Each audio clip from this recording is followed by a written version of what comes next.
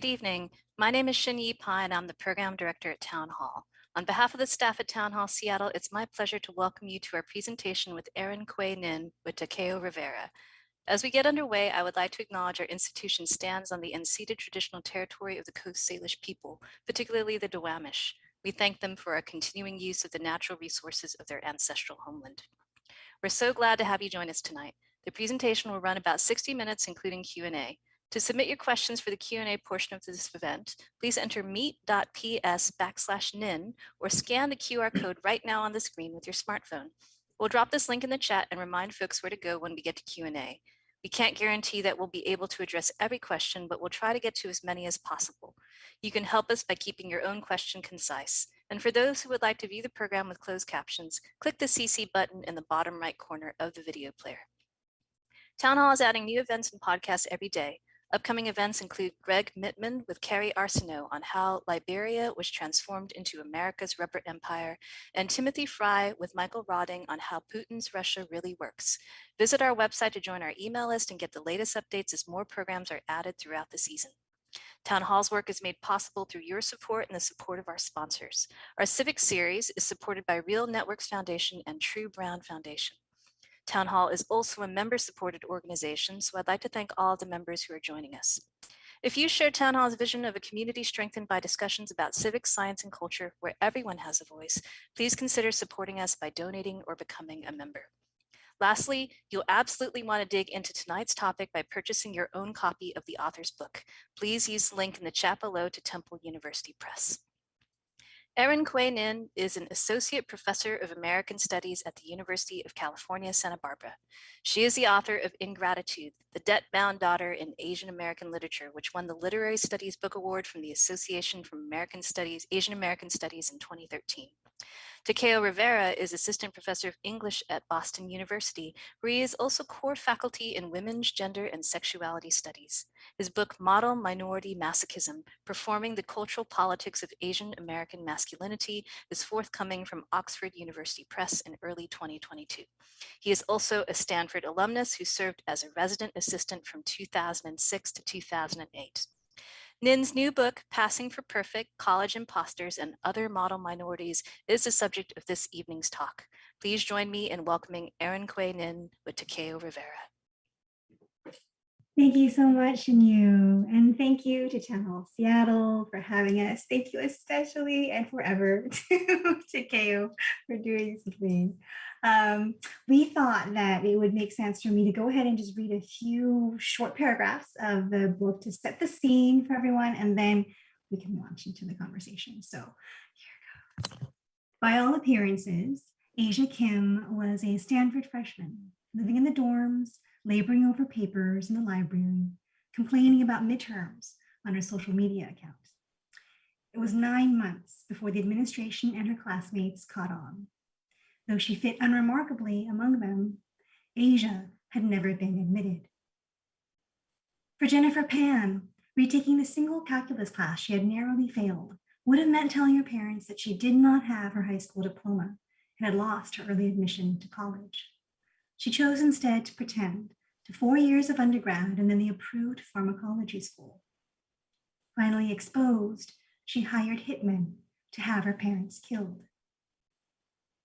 I've hesitated to tell people my book is about college imposters unless I have the time to back up and explain that yes, there is such a class of persons. In fact, there are several classes of such persons, and I am focusing on just one. The imposters that interest me may not have been admitted to their predetermined colleges, or maybe they flunked out. Either way, they respond by staying the course, walking out onto thin air as if the ground had not dropped away beneath them. Above are the most famous cases in that set, but there are innumerable unsung ones. The phenomenon is literally uncountable because, like racial passing, college impostoring is by definition done in secret. Those who do it have few, if any, confidants. Those who are exposed rarely make the news. Yet often enough that I half expect it now. Once I get the definition across, a listener will pipe up, I know someone like that. Some will even confess to it themselves. So far, they have all been Asian American, these masquerading friends of friends, sons and daughters of immigrants, passing for perfect. What this book will do is ask the puzzling questions, and I'll do my best Sherlock to answer them. Why would someone make such an illogical choice? How do they stage these lies so convincingly for so long? And hey, Asian Americans, what's so hard about being a model minority anyway?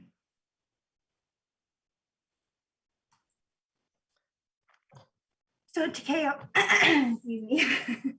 I also wanted to make sure that the audience knows why I asked you and why this is so special for me and so meaningful for me that you said yes to being Of course. Yeah. Well, yeah, so I can talk a little bit about that. So, I mean, first of all, for everyone in the audience, yeah, that's just a small taste of Passing for Perfect, which I encourage everyone to buy within the next hour if you can. You may even get a free tote bag. Not really, I'm just kidding. But first of all, I just want to say, like, Passing for Perfect, it's an astonishing book. I mean, not only is it powerful, not only is it erudite, it's scholarly, but it's beautiful. It's an incredibly beautifully written book.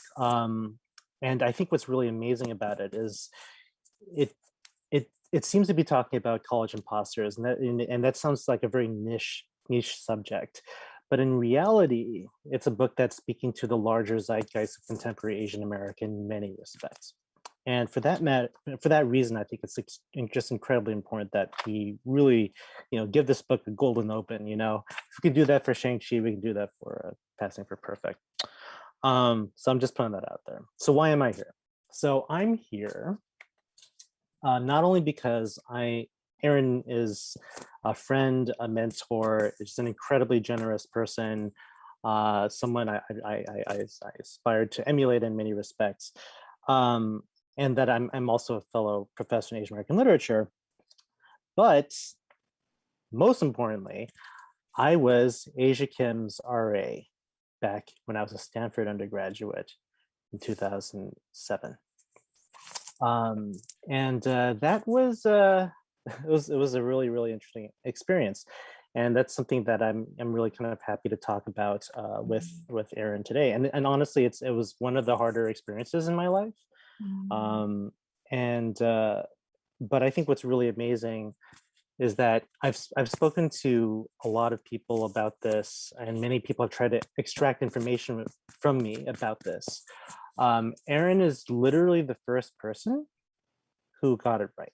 Like literally the first person I've ever talked to in the decade plus of stewing on these memories, who I felt really understood the heart and soul of everything that this represented. So I think that really speaks to Erin's ability or I guess I should speak to you, not in the third person, but speak to your ability as a storyteller and as a scholar and as someone who's just an empathetic person. So anyway, I just want to say Passing for Perfect really is a remarkable achievement, and everyone should read it. So that's why I'm here. And I'm also here to ask you questions. So I'll start, we'll talk about, sort of my background and my experience with the Azia Kim stuff. But let's talk about just framing Passing for Perfect in the context of your broader career. So your first book, Ingratitude, which everyone should also be reading, is something of a classic within Asian American studies. And in the introduction of Passing for Perfect, you call Passing for Perfect as prequel.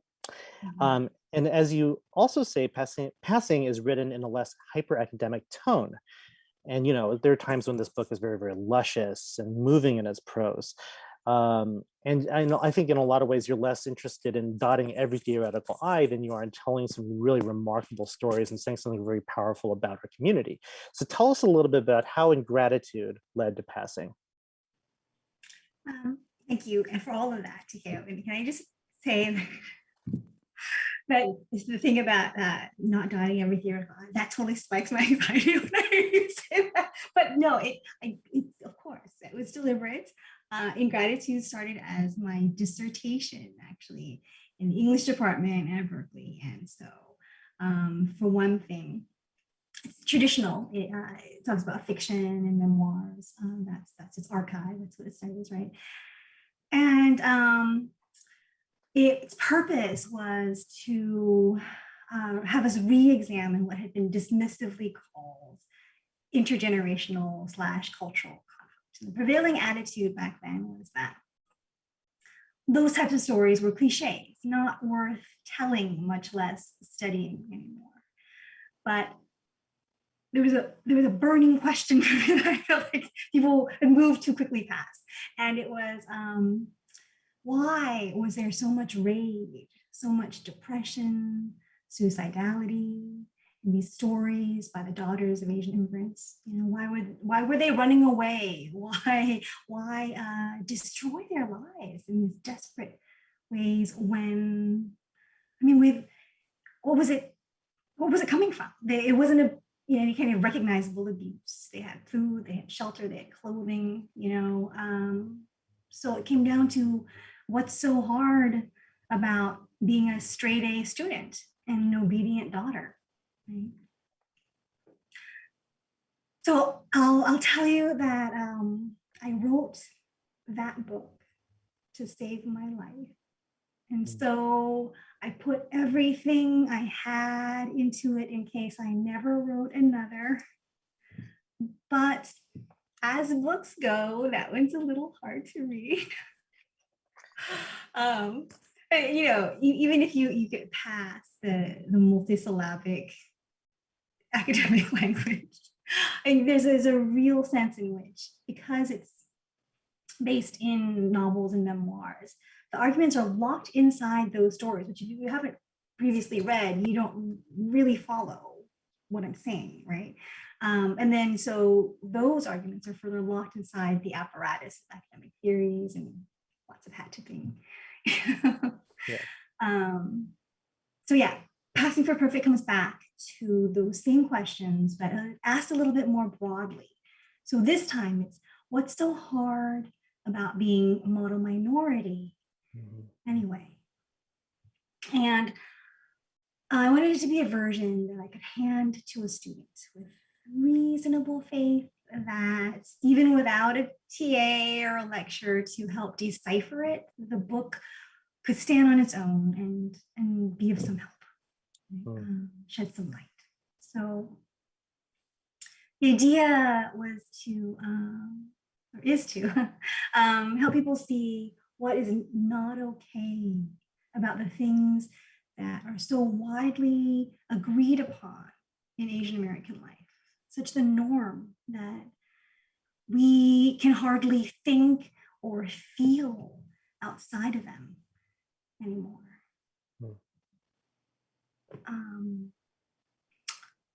So you asked me to talk about it being a prequel, and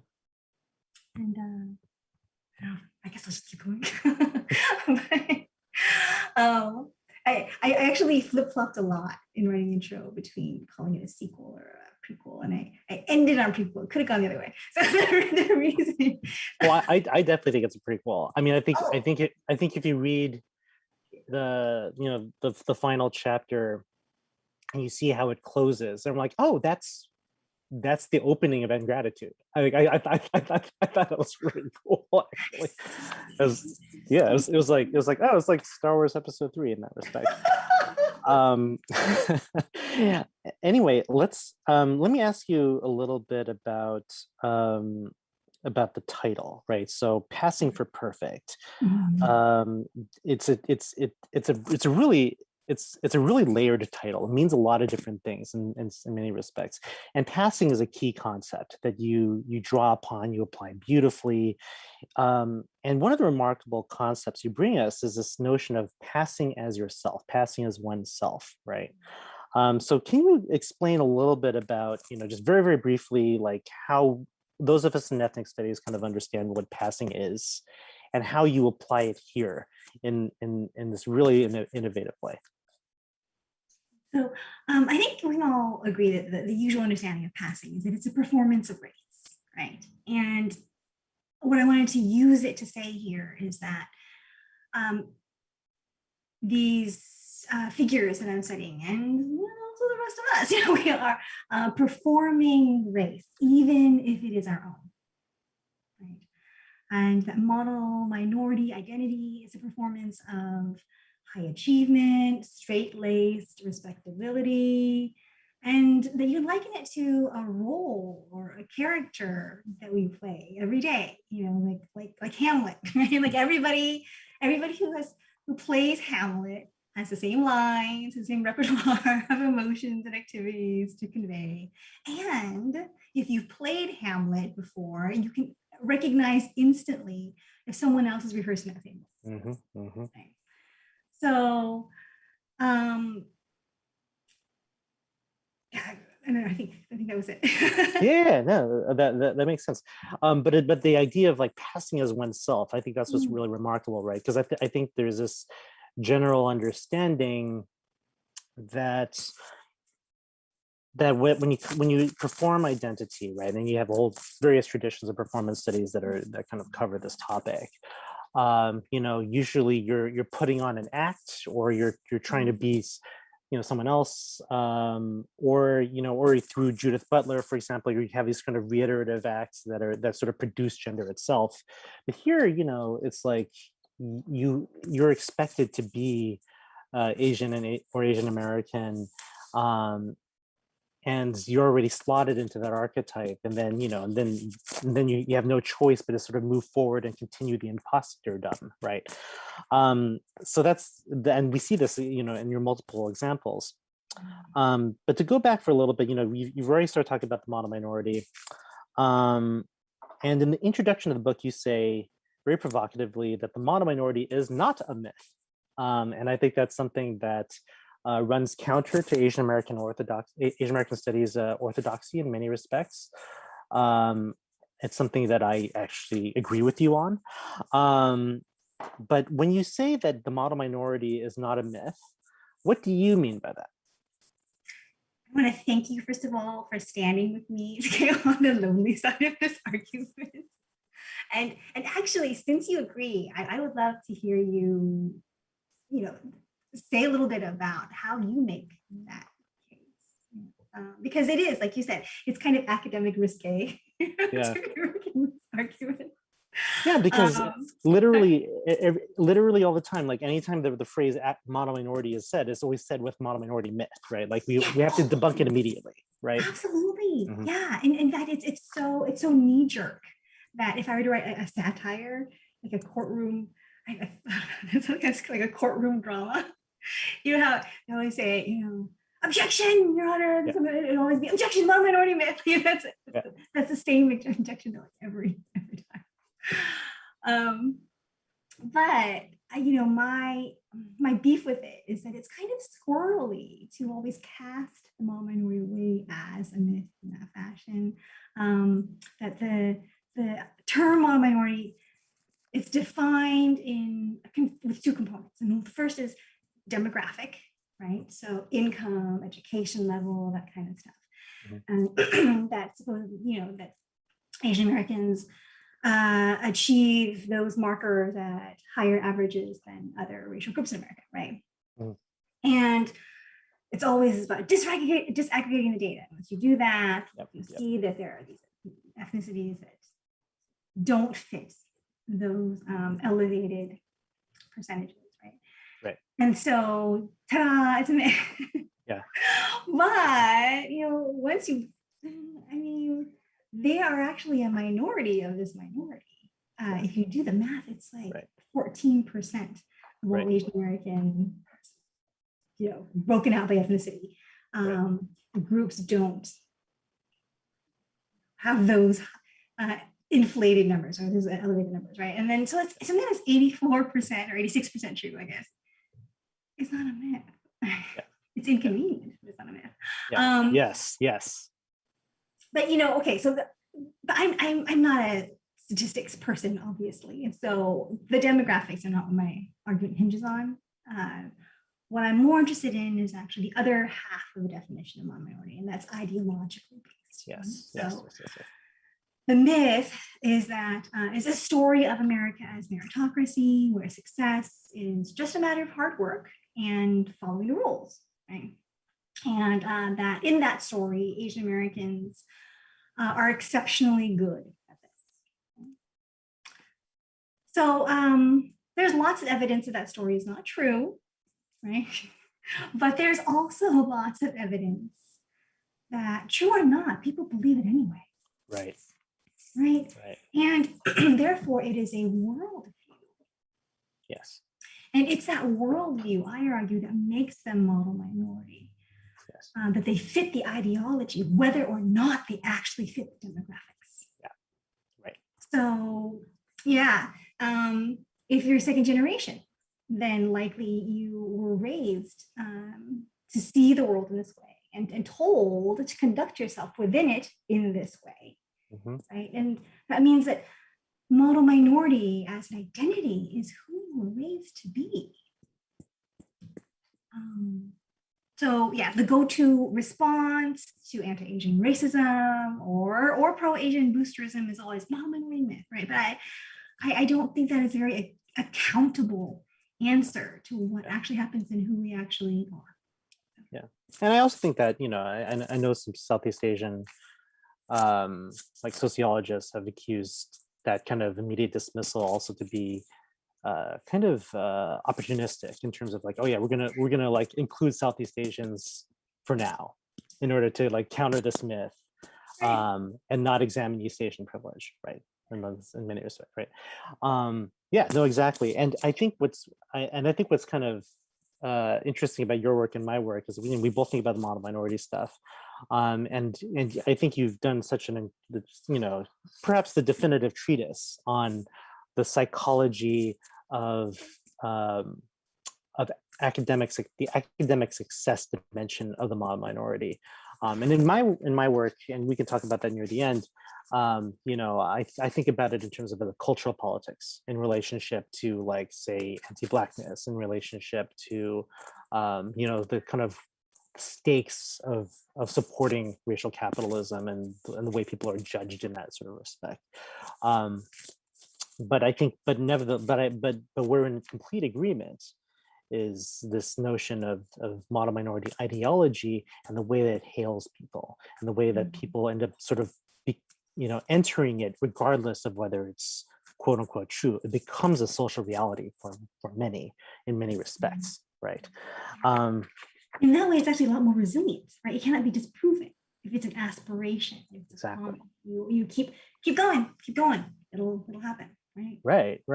And maybe it is mythological, but the mythological in the Barthian sense, right? Like it's in that it's sort of, it becomes this web of signification. So, you know, you gave us your little amuse-bouche of your book. So let's now sort of zoom out for a bit. Azia Kim, Jennifer Pan, Robert Chan, you have your multiple case studies. So tell us a little bit about how do these case studies build upon each other? What is the narrative arc of your book according to these three case studies? You know, before we go there, do you mind if we do a little bit of that deep dive into Asia? Sure. Because I mean, she's where the project started, very much literally. And you know, even though she's chapter 2, I actually researched her chapter first. It was in researching her chapter that I came across these articles, which Takeo Rivera was mentioned, and we had just been introduced, right? Yeah. We just been introduced by a mutual friend, you know, not that long before. And I was like, it's impossible. There could be two Takeos. So, but yes, like you alluded to before, I know that this is something that you've been carrying around and is heavy on your heart. And if you are willing to share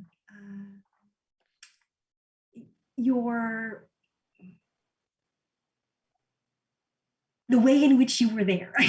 Yeah. Especially in that last day. I think it's so poignant.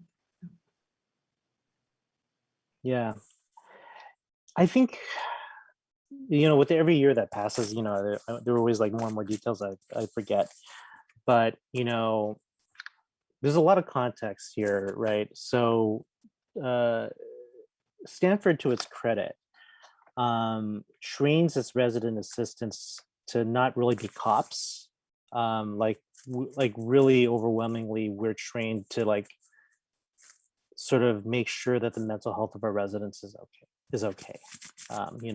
Like that's kind of our main objective, is community building and sort of shepherding and make sure that like people are having a good time, that people are that there's a supportive environment.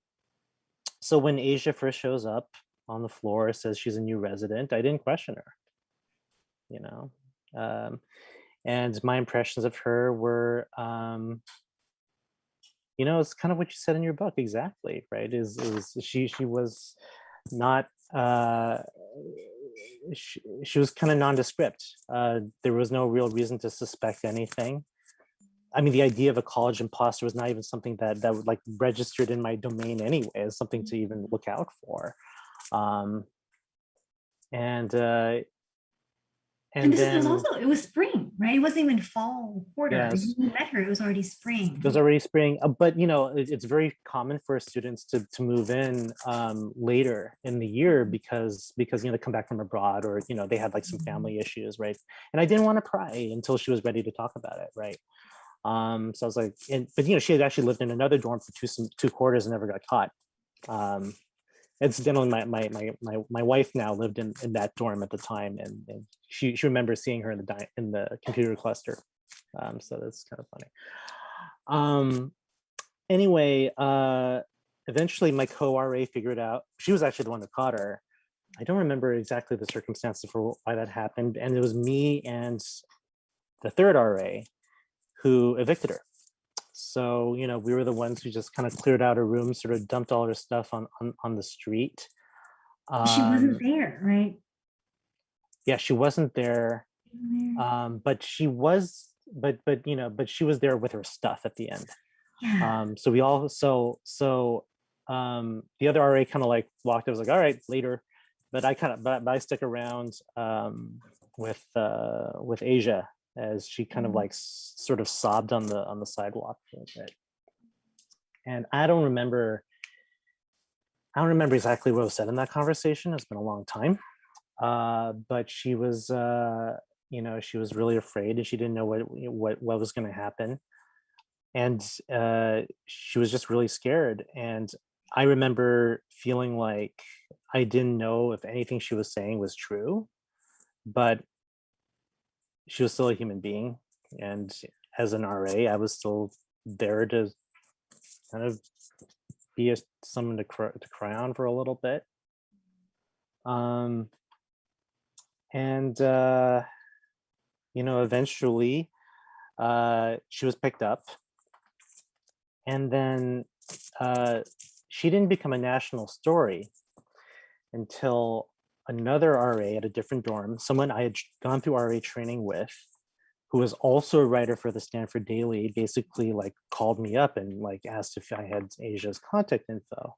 And because we had sort of made similar pledges to like look out for people who were, under our charge, I was still very hesitant, but he just kind of kept, kind of like badgering me, and it was like, it's like, Takeo, come on, we went through training together. This is gonna be fine, and I'm not gonna do anything like terrible.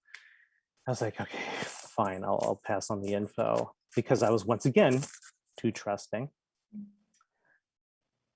And then he basically blackmailed her. And basically said, like, if I don't get an interview with you, I'm going to release your actual name to the press. And he then, the rest is history. The story broke. He wins a journalism award, and had a very positive career afterward. And then after that, basically Okada, which was the Asian American themed dorm, founded in sort of the midst of the Asian American movement. That's suddenly when we you were were, head RA, right? that's When we you were were RA. not just Yep. NRA, but you were the head RA of Okada. Well, we didn't have a head R. We didn't have Oh, head okay, RAs, okay. but you Sorry. know, but I did do a lot of RAing. um, but uh, but basically, suddenly we were the Asian American theme dorm. We were focused on Asian American issues, and because Azia Kim was Asian American, suddenly we were the targets of mass ridicule. So, you know, after the whole thing happened, there were these like large groups of frat brothers who would come by the dorm and just like shout at us and like shout anti-Asian stuff, basically, like, you know, like dead of night, repeated nights.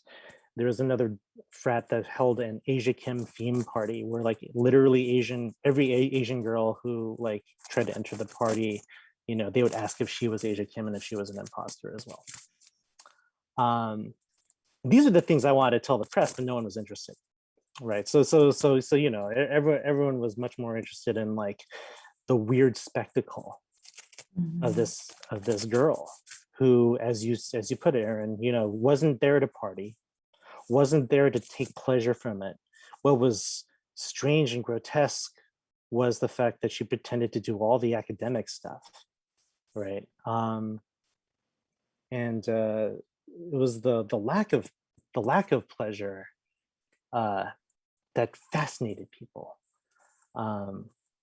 But yeah, but you know, but my residents were harassed. We were harassed. There were news stories basically running, basically saying that the Okada staff had you know utterly failed Stanford as an institution, basically.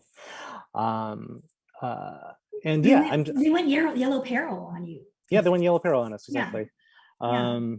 And to this day, I'm still kind of like not fully emotionally recovered from all that. But you know, no one, and it continues to be an ongoing joke for people of my class here. For the 10-year Stanford class reunion, you know, the Alumni Association pitched the idea of having an Azia Kim themed cocktail. Yeah, I don't remember if it actually happened. I remember being very upset about it, and I think I protested. But suffice to say that like it really opened my eyes to one, how in a supposedly liberal California institution, how the anti-Asian racism is lurking. I mean, big surprise, this place was made with like Chinese coolie labor, right? Like big surprise. But secondly, like Stanford is supposed to be a very, very welcoming place until they decide who's in and who's out. And if you're a member of the out group, and if you commit the grave sin of pretending you didn't get the vaunted admit letter, then it's like, fuck you, right? You're in persona non grata. And it was really astonishing to see that sort of confluence of anti-Asian racism and this deep sense of value of wanting to be special. That's why they hated her so much. So yeah, anyway, that's me just getting a lot of stuff off my chest. But I mean, it's such a prime case of the model minority condition, right? Where it pivots immediately into racial backlash, right? When she says that alive. And it was racialized not so much beyond her, every Asian woman, and the Asian theme. And I wasn't aware, of course, any of those dimensions of the story, as awful as they are, and you know, as resonant now, especially after like 2 years now of anti-Asian. And I feel like if this incident were to happen today, right, in the wake of the Atlanta tragedy and so forth, right, like, you know, we would have a very different kind of response. But the discourse wasn't ready, you know. That type of thing was just utterly invisible. Like it was not processable. You know, we just wanted the spectacle of this weird girl, right? And I was just, I want to say, like, I think I kind of cried a little bit at the end of every chapter. And that last sentence you write, "Dear faithful note taker, wherever you are in the world now, I hope you are well." Like, and I'm spoiling that passage, but you have to read it in context in order to fully appreciate it. But there's just something. Yeah, I mean, I'm sure she's not watching this, but I just hope she's well. And I do also think that in many respects I failed her. But I feel that I bore witness to. I mean, that's the only thing I can say that I did, is I bore witness to the injustice of how she was treated. But And I think that you tried to be kind within this framework. From what I recall from the interviews, she was discovered in the morning, like 10 a.m. at a meeting, a staff meeting, and then by midnight, you and your friend had been tasked to pack all of her stuff, which wasn't very much, and put it out on the curb. She wasn't even there for it. She comes home back, I guess, and all of her stuff's in boxes. Yeah. And she's vanished off. She's vanished off the internet. We don't know really what happened to her at all. Yeah, we don't. She's ghosted. Exactly, and she became literally a national laughingstock, and it's just that kind of vitriol. It's just astonishing to me. Yes. She literally harmed no one. Yes. Yeah. So anyway, I mean, I do think reading through the stuff on the internet around her story, I was struck by how bifurcated it was. There were people who said, "Oh my God, I totally get why she did that," right? And I resonate. And then there were waves of meanness, right? And so part of the heart of the book, really, since it starts with her, was really going in to try to achieve not some kind of bland empathy, right? But against that meanness, to get people to see that her story is their story. Yes. And that we are not better than Azia Kim. Exactly. Exactly. Okay, so that's what's so profound about the book. That's what's so profound about your book is that the college imposter really is the synecdoche key for Asian America in contemporary Asian America in so many respects.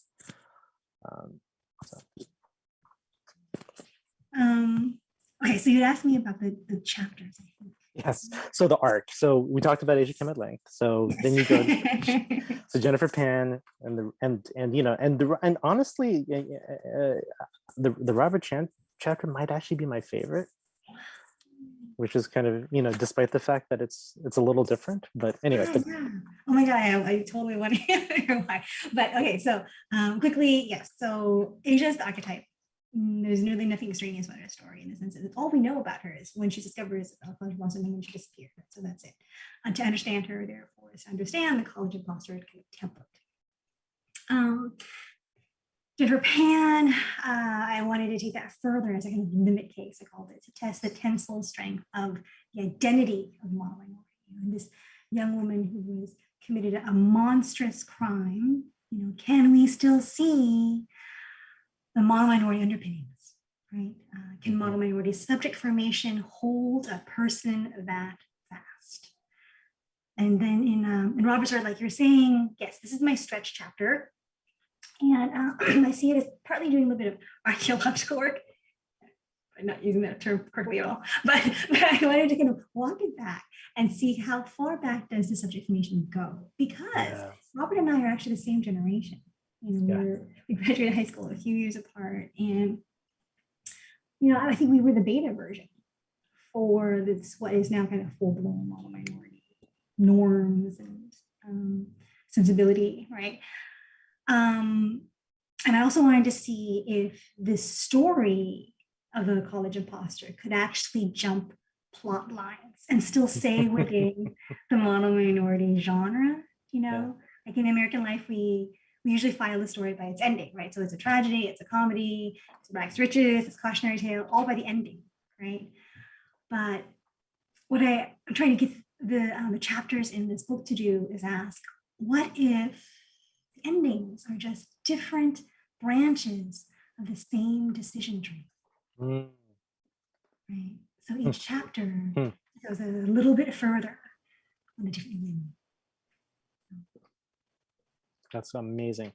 Let's talk a little about that third chapter. Because you actually interview them, right? Like you actually go to the prison, and again, more incentive to get the book. Like you got to read like the remarkable experience of Erin speaking with him. Did she tell people who Robert is? Yes. You would do a better job of that, I think. Okay. Yeah. So the fourth chapter is about what the press called the honor roll murders, which is a famous case, infamous case in Orange County in the early 90s, where a group of mostly Asian American male students were found guilty of collaborating to kill another Asian American male student from a different school. And of that set, 3 of the perpetrators and the victim were honor students, like Ivy League bound, Ivy League aspirations anyway. So people who have heard of the story have probably heard of it as Better Luck Tomorrow, because it was inspired by the Justin Lin movie. And Robert Chan is was considered the ringleader of the boys, and he is serving a life sentence. Yeah. And I think what's really amazing about this chapter, and one of the reasons why it's one of my favorites, is because you have this juxtaposition between BLT, Better Luck Tomorrow, which most of us in Asian American studies are familiar with. Those of you who are Gen Z, I mean, I guess the movie came out when you were born, but go watch it. Before Crazy Rich Asians was a thing, there was Better Luck Tomorrow. Anyway, sorry, but what's really amazing is this kind of juxtaposition you have between the real story and the film, but the film also still has an ideological life, right? And what you're providing in this chapter is something a little bit more complex than, oh, this is where the movie got it wrong, and this is the true story, but rather that you have these kind of two threads that are happening simultaneously and both doing sort of really fascinating cultural work. And at the end, the culprit is neoliberalism.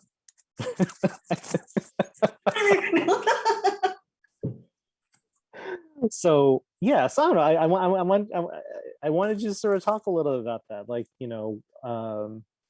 late capitalism. So what does Amy Chua tiger parenting have to do with the marketization of all aspects of human life? Okay, we talk about that, but first I want to hear more. I want to hear more though about why that was your favorite chapter, because that chapter was the most challenging for me to write.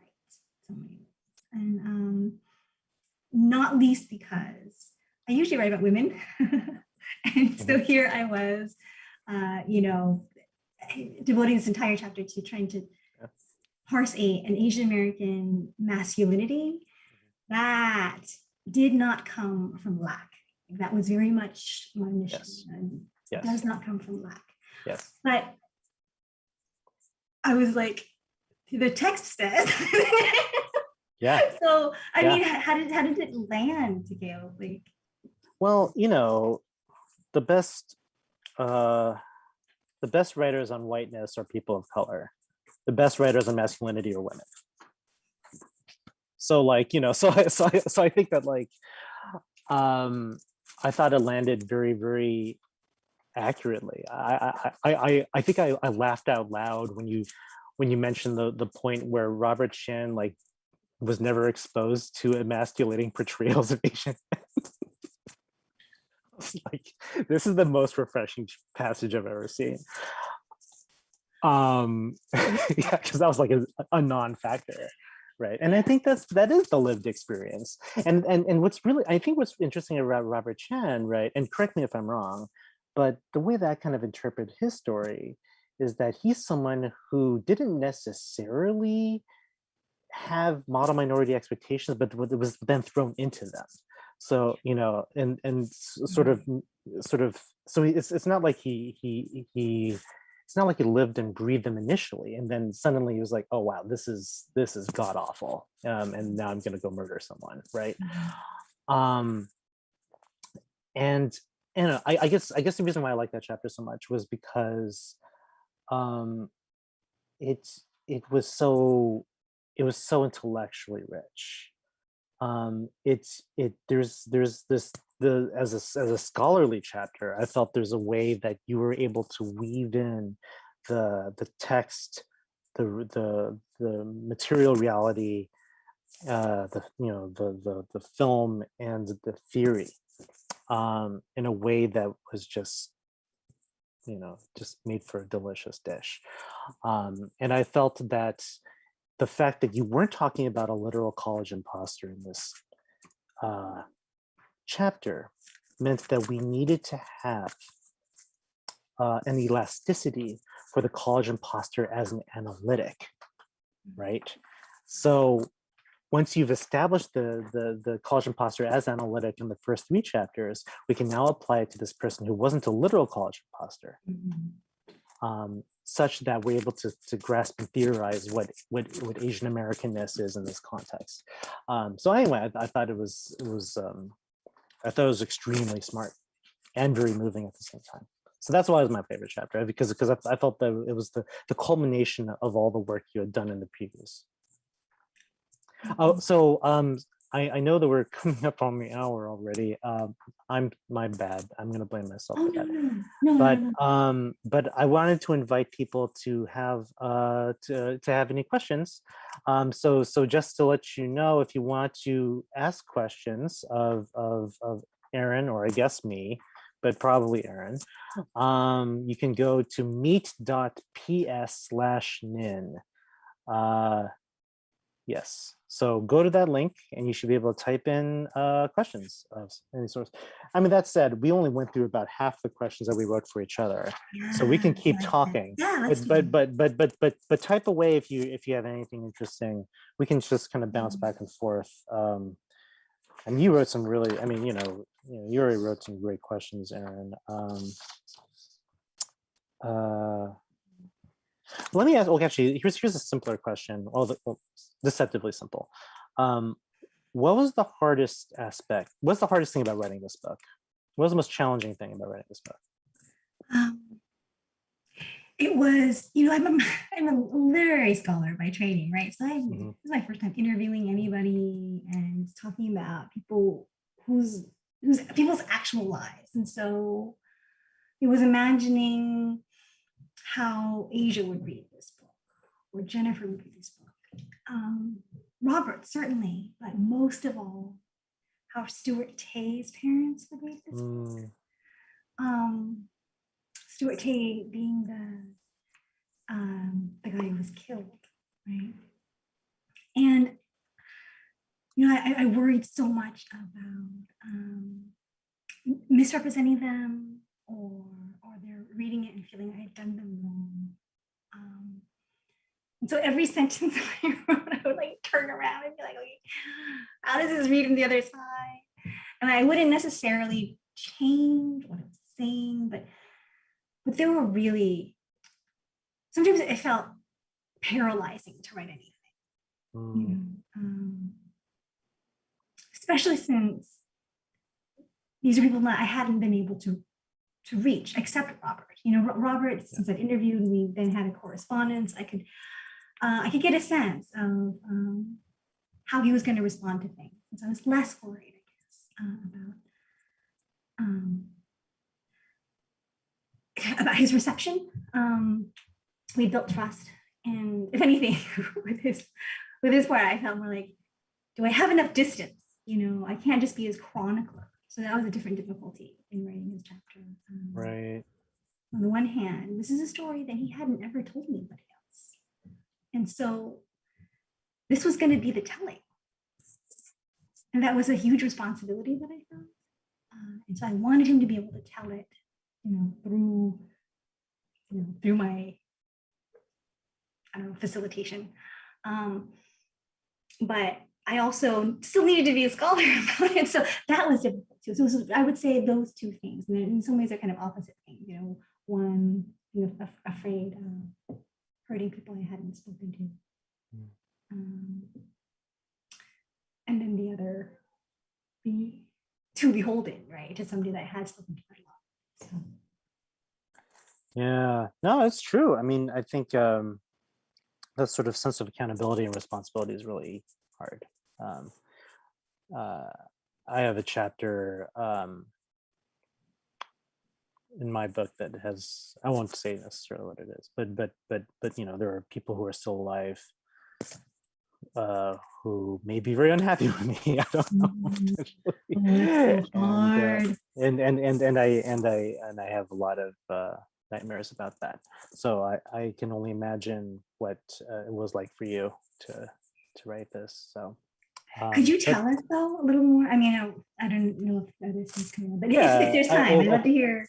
I mean, well, I mean, there's some people I don't really care too much about setting too much, like like certain hipstery Asian American writers, that men who I think are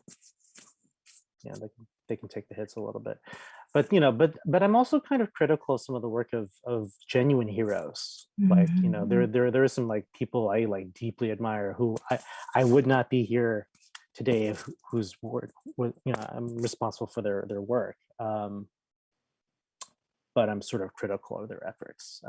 But I think it's a critique that sort of has to happen in order for us to sort of move forward. And I try to do my best to,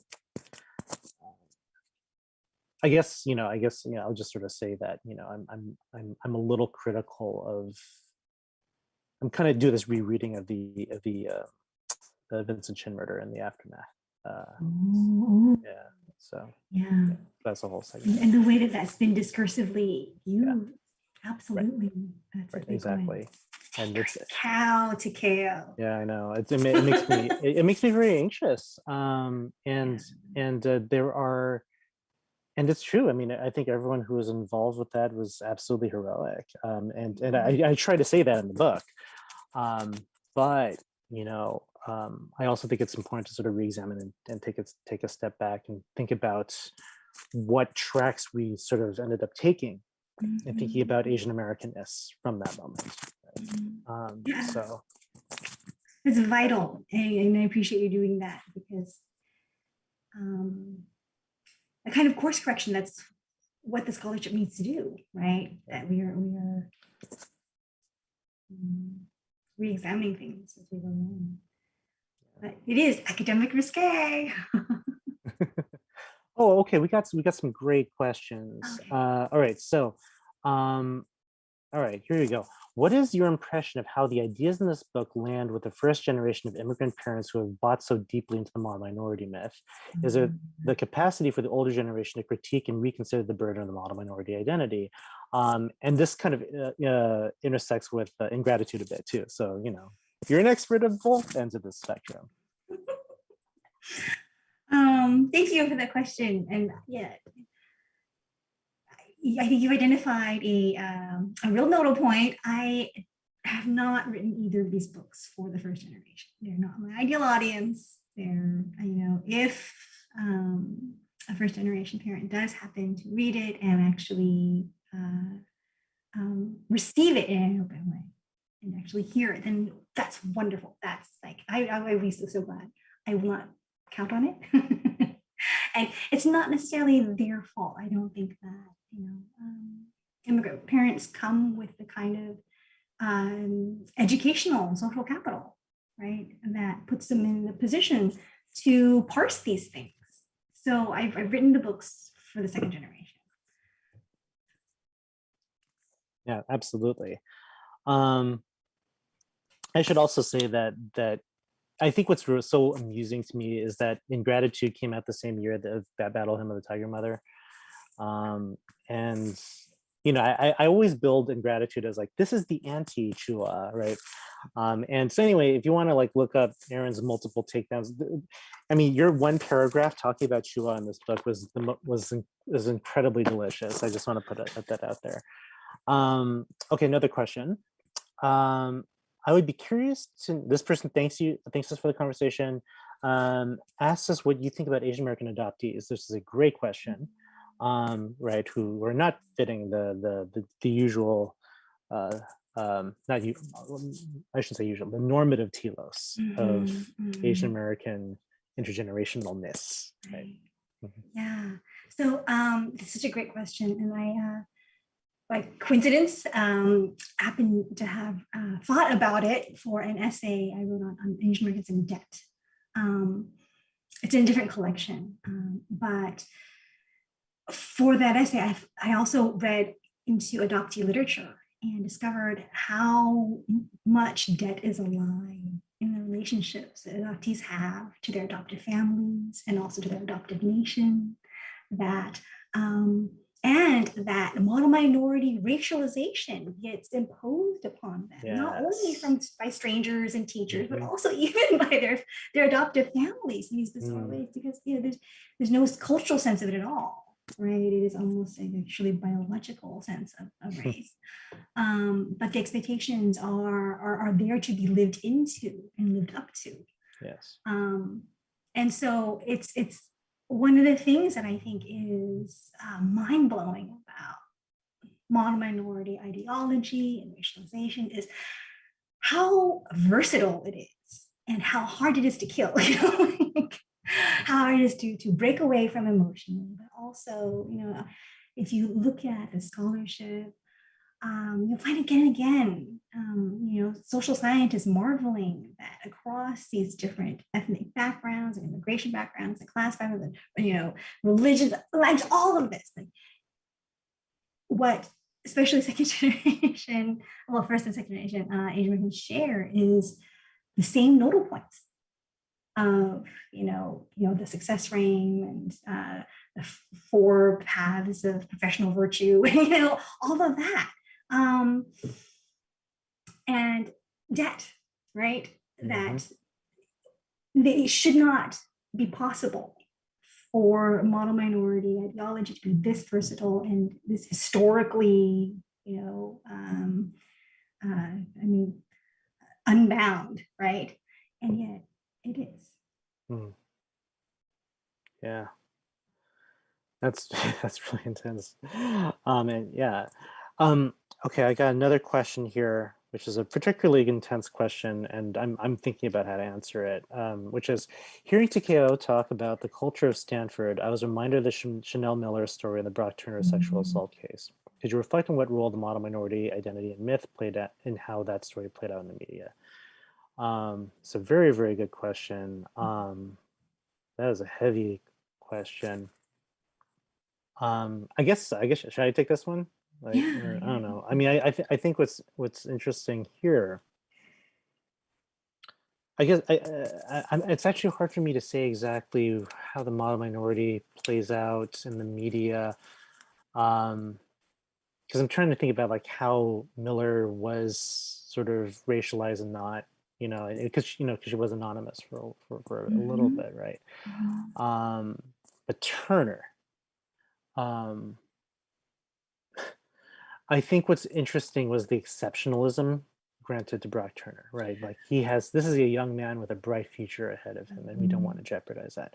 Now that to me speaks to the exact inverse of Azia Kim, right?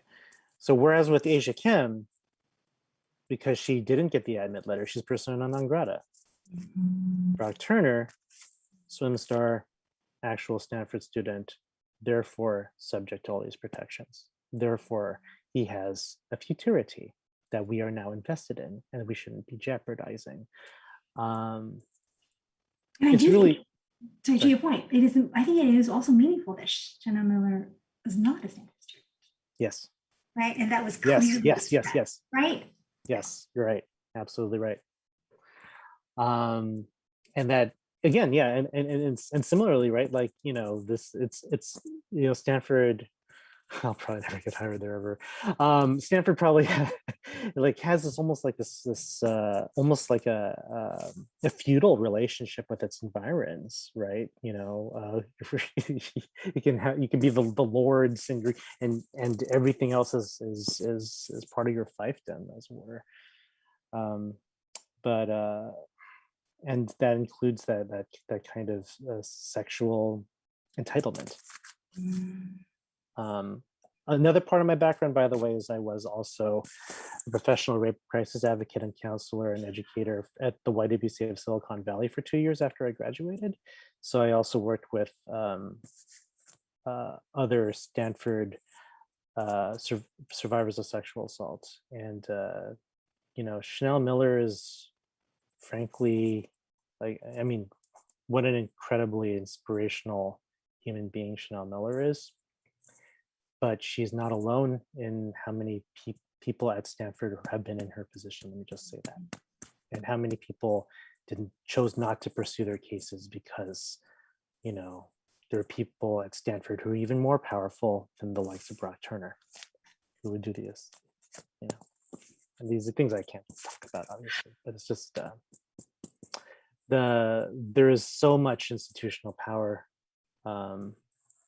behind all these universities. Very much at closing ranks. Yeah.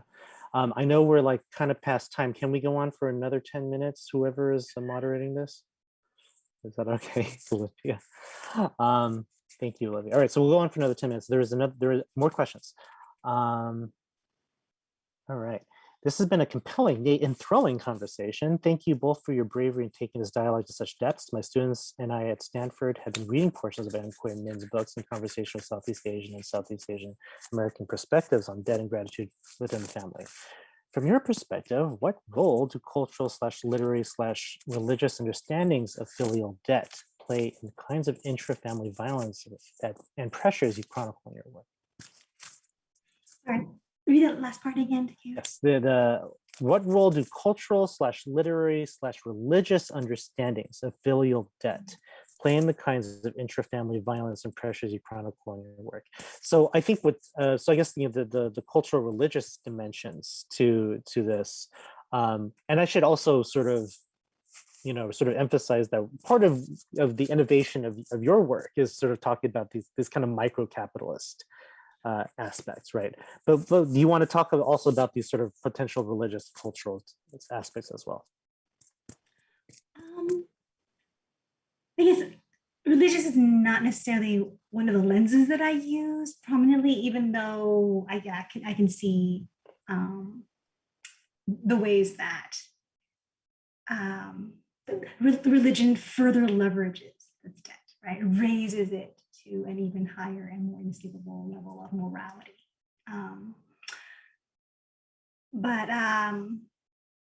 Yeah, as far as how the filial debt plays out into scenes of violence, I guess, is the question. I think it ratchets up the parent-child relationship to a degree of inescapability, right? If it's like a dynamic of indentured servitude, honestly. And how do you get out of a dynamic of indentured servitude, right? It is not designed with an exit. That's not the point, right? It's something I talked more about in the first book, really, than in the second. The pain of that. And the ways in which you can accomplish and try to pay back, but the more you accomplish, the more you owe, because look how much the original parental debt sacrifice has done for you, right?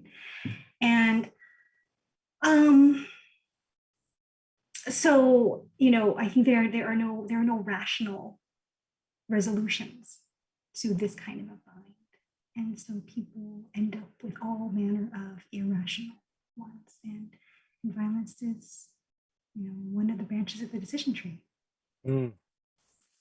Yeah, yeah, definitely hit up the Jennifer Pan chapter. Okay, this is the last question from the audience, and this is a rather delicious one in many respects. And it says, as literary scholars who study literature, who are some of the AAPI protagonists and characters in books who break out beyond the model minority identity and excite you?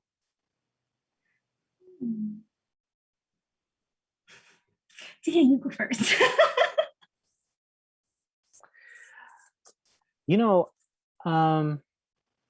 I guess I sort of want to say that within Asian American literary studies, there's a scholar named, actually no, let me talk about Viet Thanh Nguyen, who in his first book, Race and Resistance, sort of talks about how there's this idealization of quote unquote bad subjects who break the model minority stereotype. And those are the types of subjects that I think we have tended to valorize within Asian American literary studies, sometimes disproportionately, I should say. So in some ways, like, within the field of, or sort of arcane field of study, that's almost the mainstream to find non-model minorities in some ways. But I will say that I do enjoy characters who just kind of like, I don't know, fuck with it a little bit. It's been a while, but I don't even remember the name of the character, but the narrator of Hanang's Fixer Chow comes to mind. Who sort of develops this whole feng shui con to sort of appeal to the Orientalist gaze and just like messes with everyone. I think is absolutely delightful.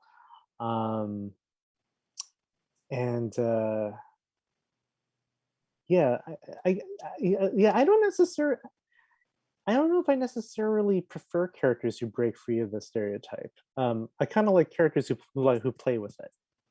But that's just me personally. This is a strictly like pleasure question. Yeah, I appreciate that so much, because I kind of can't come up with a drew blank too, because those aren't my favorite characters either, and they're supposed to be, right? Yeah, exactly. But I guess I just so deeply appreciate characters who have realized that this is where they are, Yeah. And writers who work hard at helping us understand what this place is. I feel like there's so much value in that, and that's the work I do. That's where my work lives. So, read The Hurt Women for a while. They're trying. That was fantastic. Well, I think we have to close out. But Erin, is there any sort of last thoughts that you'd like to part with? And is there just so you can remind people to buy the book. This was just so much fun. We should do another one. I'll take care. But thank you so much, and thank you everyone for tuning in. And I hope you like the book. I tried to write it accessibly. I just want to hop on and on behalf of Town Hall, just say a huge thank you to both of you for the conversation and for spending the evening with us. Also a huge thank you to our audience for joining us virtually this evening. And I'll also just pick up a copy of the book. There's an easy link you can click in the chat of this video to pick it up directly through Temple University Press. And I hope you will take this opportunity to do so. Once again, thank you both, and thank you to our audience at home, and have a great night, everyone. Thank you. Thank you.